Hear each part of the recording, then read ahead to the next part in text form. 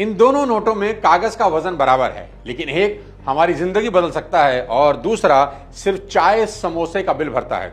हम में से कुछ लोग इस बड़े वाले नोट को जेब में भरते चले जा रहे हैं और बाकी लोग यही छोटा नोट ढूंढते रहते हैं। आखिर क्यों? मैं आपको वो छुपे हुए सीक्रेट बताने वाला हूं जो स्कूलों में पढ़ाए नहीं गए, कॉलेज ने सिखाए नहीं और ऑफिस की गलियों ने आपसे छुपा कर रखे। आज मैं बात करूंगा गरीबी और अमीरी के कड़वे सच की। सुनाऊंगा आपको ऐसी 3 कहानियां जिनमें लोग मिट्टी से उठकर आसमान के सितारे बने, और फिर खोलूंगा मनी मैनेजमेंट का असली फॉर्मूला ताकि आपका पैसा आपके लिए पसीना बहाए। और मेरा चैलेंज है कि इस वीडियो के एंड तक अगर आपकी रगों में करंट ना दौड़ जाए तो डिसलाइक ठोक देना। ये चैनल सब्सक्राइब जरूर कीजिए, क्योंकि आज आप चैनल ही नहीं अपना मुकद्दर भी सब्सक्राइब करने वाले हैं। तो अपनी सीट बेल्ट बांध लीजिए और अपनी नोटबुक जरूर उठाइए, because the money roller coaster is leaving right now. दोस्तों, आपने भी सुना होगा India is the land of opportunity. Opportunity तो है, पर वो लोगों में बराबर नहीं बटी। ऑक्सफैम की 2024 रिपोर्ट कहती है कि आज हमारे देश का टॉप 1% देश की कुल दौलत का 40% अकेला पकड़कर बैठा है और नीचे की आधी आबादी के पास सिर्फ 3% बचा है। यानी अगर इंडिया की पूरी दौलत रुपयों से भरे 100 कट्टे हों तो 1% लोग 40 कट्टे उठा ले जाते हैं और 70 करोड़ लोग बचे हुए सिर्फ 3 कट्टों पर धक्का मुक्की कर रहे हैं। लेकिन ये विडंबना सिर्फ हिंदुस्तान की नहीं, ये हर उस समाज की कहानी है जहां मनी गेम के रूल्स बेहद सीक्रेट रखे गए। मतलब किसी के पास यहां ज्यादा जानकारी है और किसी के पास बिल्कुल भी नहीं। तो असली लड़ाई यहां पैसे की नहीं, जानकारी की है। जिस इंसान को सबसे पहले और सबसे तेज इंफॉर्मेशन मिल जाती है वो सारा पैसा उठाकर अपने अकाउंट में मोड़ देता है, और जिन लोगों के पास इंफॉर्मेशन का अभाव है वो सब गरीबी का तमाशा देख रहे हैं। तो आज सबसे पहले समझते हैं गरीबी के वो ऐसे 5 अदृश्य जाल जिसके अंदर करीब करीब सारा हिंदुस्तान फंसा हुआ है। सबसे पहला जाल है फाइनेंशियल इलिटरेसी।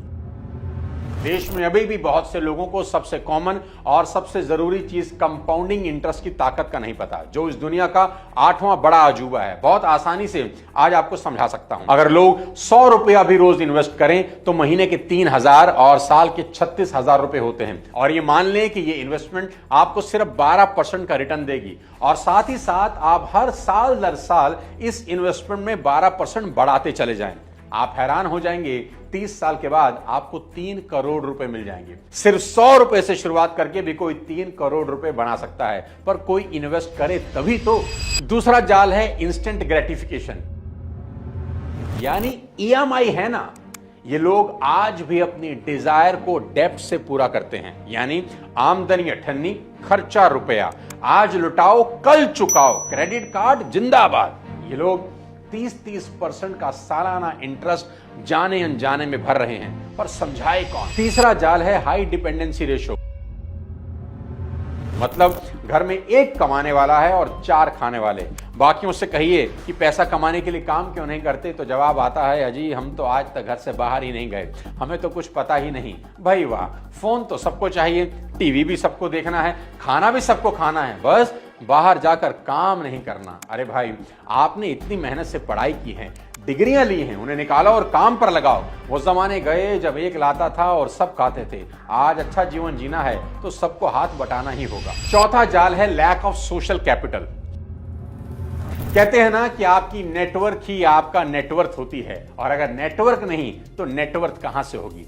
आज के इस दौर में रिलेशनशिप और रेफरेंस बिजनेस बिल्ड करने के सबसे 2 कारगर हथियार हैं। जीवन में अगर गरीबी की चादर उतार फेंकनी है तो आपको बाजार में लोगों के साथ हेल्दी रिलेशनशिप बिल्ड करने होंगे। लेकिन दिक्कत क्या है जानते हैं? लोगों ने ना तो पैसे बनाए हैं और ना ही लोगों से अच्छे संबंध। और 5वां जाल है लर्न्ड हेल्पलेसनेस।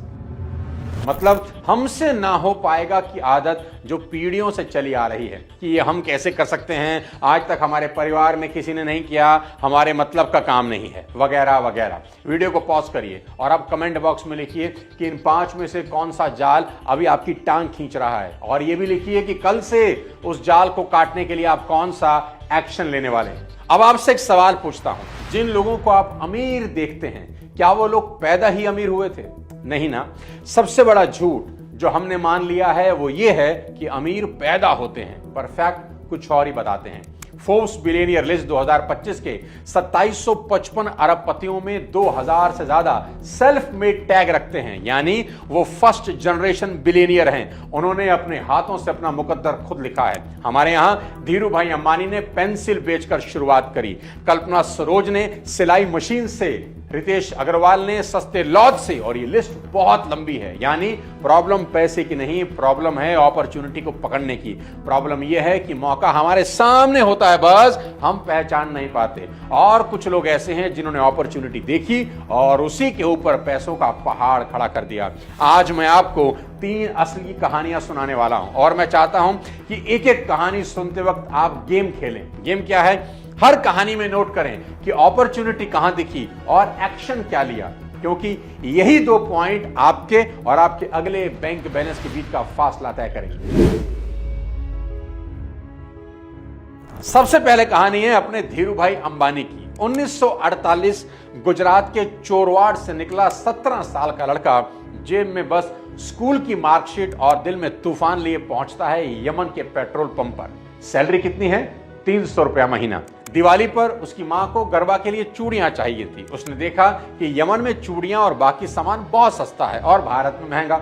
उसने कंपनी से छुट्टी ली, चूड़ियां, ड्राई फ्रूट, मसाले सब खरीदे, भारत लौटा। किया क्या जानते हैं? सब सामान बेच दिया। जो प्रॉफिट हुआ उस प्रॉफिट से मां को चूड़ियां नहीं, सोने के कंगन पहना दिए। आंखों में चमक थी और दिमाग में बिजनेस प्लान का आइडिया आ चुका था। जीवन का पहला नियम बना लिया, जहां दाम में फासला दिखे वहीं पैसा छुपा होता है। 1958 में बंबई लौटकर मात्र 15,000 से रिलायंस कमर्शियल कॉरपोरेशन खड़ी कर दी। 2 कुर्सियां, 1 टेलीफोन और मन में अरब सागर जितना आत्मविश्वास। देखते ही देखते ओनली विमल ब्रांड ने हिंदुस्तान की दुकानों पर लंबी कतार लगा दी। पॉलिस्टर सूट का सपना हर मिडिल क्लास फैमिली को दिखने लगा। फिर 1977 धीरू भाई ने बॉम्बे स्टॉक एक्सचेंज में इतिहास रच दिया। 3.5 लाख छोटे इन्वेस्टर को शेयर देकर पहली बार आम हिंदुस्तानी को कंपनी का मालिक बना दिया। Day 1 of Reliance Power IPO had a rush never seen before. 1985 का पेट्रोकेमिकल कॉम्प्लेक्स, हजारों किलोमीटर पाइप नेटवर्क, फिर जामनगर रिफाइनरी जो दुनिया की सबसे बड़ी रिफाइनरी थी, जहां हर 18 सेकंड में 1 बैरल तेल तैयार होता था। He was absolutely clear that he wanted to build the world's biggest refinery. और 2002 तक रिलायंस वही कंपनी थी जो भारत के कुल पेट्रोकेमिकल एक्सपोर्ट का 5वां हिस्सा अकेले एक्सपोर्ट करती थी। सबक एकदम साफ, छोटा मुनाफा मत गिनो, बड़ा प्राइस गैप ढूंढो, भीड़ जहां रुकती है वहां से आगे सोचो, और जिस दिन सपने को शेयर करोगे दुनिया पूंजी लेकर खुद दरवाजे पर आएगी। यही धीरू भाई की चूड़ियों से रिफाइनरी की यात्रा है। एक आदमी, एक डिफरेंस और एक आग, जिसने बाजार की परिभाषा बदल दी। इस कहानी में कहां अपॉर्चुनिटी थी और धीरू भाई अंबानी ने क्या एक्शन लिया, कमेंट में जरूर बताना। अब दूसरी कहानी है कल्पना सरोज की। महाराष्ट्र के अकोला जिले के रोपड़खेड़ा गांव में 1961 में जन्मी कल्पना सरोज, जिनका 12 साल की छोटी सी उम्र में बाल विवाह कर दिया गया, मुंबई की झोपड़ी में घरेलू हिंसा की विक्टिम थी। 14 साल की उम्र में उन्होंने आत्महत्या की कोशिश की। मैंने पॉइजन पी लिया। पॉइजन पीने के बाद भी मैं मर नहीं सकी, मुझे बचा लिया गया। जिंदगी ने हर पन्ना काला लिख दिया। आप सोचते होंगे कि अंत बड़ा ट्रेजिक हुआ होगा, नहीं। 2013 में उन्हें पद्मश्री दिया गया। भारतीय महिला बैंक व IIM बेंगलुरु के बोर्ड में जगह मिली। वो टेडेक्स व UN मंचों पर युवाओं को असंभव को संभव बनाने का मंत्र देती हैं। आज उनकी निजी संपत्ति कोई 900 करोड़ रुपया है। कल्पना सरोज ने अपनी जिंदगी की स्क्रिप्ट खुद लिखी। रोज 2 रुपया मजदूरी पर गारमेंट कंपनी में काम किया, सरकारी लोन से सिलाई की दुकान चालू की, सिलाई मशीन से 3 रुपया प्रति ब्लाउज कमाए और फिर सरकारी लोन से फर्नीचर वर्कशॉप खड़ी कर 300 मजदूरों को रोजगार दिया। उनका सबसे चर्चित कारनामा 2006 का है, जब कमानी ट्यूब्स पर 116 करोड़ का कर्ज था। ये कंपनी 500 से ज्यादा मुकदमे और लिटिगेशन नोटिस पर लटकी थी। सारे खरीदार भाग चुके थे। सब बोले ये कंपनी डूबता जहाज है। कल्पना बोली डूबता जहाज है तो क्या हुआ, मैं कैप्टन बढ़िया हूं, पार लगा दूंगी। कल्पना सरोज ने वर्कर्स यूनियन, बैंकों व कोर्ट को एक मेज पर लाकर एक स्कीम समझाई।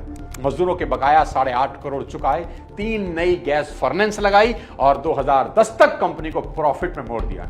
हिस्ट्री में यह पहला मौका था जब एक दलित महिला ने खस्ता हाल कॉर्पोरेट कंपनी को रिवाइव कर प्रोडक्शन पर ला दिया और आज वही ब्रांड खाड़ी देशों में प्रीमियम पर बिक रहा है। कोर्ट ने उन्हें द ओरिजिनल स्लमडॉग मिलेनियर कहा। वो कहा करती थी जब लोग डरकर भागते हैं वही वक्त भागने वालों के लिए रास्ता खोलता है। कहते हैं ना, हौसले का लोन जब सैंक्शन हो जाए तो ब्याज में दुनिया रिस्पेक्ट चुकाती है। आपके लिए फिर वही सवाल, इस कहानी में कहां अपॉर्चुनिटी थी और कल्पना सरोज ने क्या एक्शन लिया, कमेंट में जरूर बताइए। और तीसरी कहानी है रितेश अग्रवाल। ओडिशा के छोटे से कस्बे बिसमकुटुक में 13 साल सिम कार्ड बेचने वाला 17 साल का लड़का जब पहली बार दिल्ली आया तब जेब पतली थी पर सपने मोटे। वो दिल्ली की सड़कों पर 800 रुपए से 900 रुपए के सस्ते होटल ढूंढता ढूंढता एक प्रॉब्लम पकड़ता है। क्या कि अधिकतर होटल के कमरे खाली हैं पर ट्रैवलर को मिल नहीं रहे और रेट है अनाप शनाप। उसने सॉल्यूशन ढूंढा, एक ऐसा प्लेटफॉर्म होना चाहिए जो होटल के कमरों को वैसा ही स्टैंडर्ड, वही प्राइस प्रॉमिस और वही एक्सपीरियंस दे जैसे मैकडॉनल्ड का बर्गर, जिसे चाहे आप मुंबई में खाएं चाहे मुरादाबाद में, टेस्ट एक जैसा होगा। और फिर जन्म हुआ ओयो का। दोस्तों 2025 तक ओयो 80 से ज्यादा देशों में 1,57,000 होटलों से पार्टनरशिप करके 4 करोड़ से ज्यादा पैसेंजर को चीपेस्ट रूम प्रोवाइड करा चुका है। कोविड पेंडेमिक के दौरान जब होटल इंडस्ट्री पूरी तरह आईसीयू में थी, रितेश अग्रवाल ने कमीशन मॉडल को subscription plus flexible revenue share में बदलकर मालिकों का फिक्स खर्चा 0 कर दिया। फिर ओयो 360 लॉन्च करके सब खेल बदल दिया। नतीजा यह हुआ कि सोने कमरों में ट्रैफिक लौटा, कंपनी ने पहली बार प्रॉफिट रजिस्टर किया और रितेश ने 1.5 लाख से ज्यादा होटलों को आईसीयू से उठाकर तेज रफ्तार रनवे पर पहुंचा दिया और साबित कर दिया कि जब बाजार ऑक्सीजन छीने तो टेक इनोवेशन ही असली वेंटिलेटर का काम करता है। सीख क्या मिली? बड़ी सिंपल है कि छोटा आइडिया अगर बड़ा पेन हल करे तो दुनिया फंडिंग खुद ब खुद दफ्तर तक पहुंचा देती है। यानी आपका दिमाग सोना उगलने वाली खान है, बस आपको सही इंस्ट्रूमेंट से खनन करना आना चाहिए। सवाल फिर वही, इस कहानी में अपॉर्चुनिटी कहां थी और रितेश ने क्या एक्शन लिया, कमेंट में जरूर बताइए। तो दोस्तों, पेट्रोल पंप का सेल्समैन, स्लम की सिलाई मास्टर और सस्ते हॉस्टल का घुमक्कड़, तीनों ने प्रूव किया कि सर्कमस्टांसेस हमसे बड़े नहीं, हमारे फैसले बड़े होते हैं। अगर ये इंस्पिरेशनल कहानियां भी आपकी रगों में आग नहीं लगाती तो शायद आपका वाईफाई ही स्लो है। वीडियो दोबारा प्ले कर लीजिए।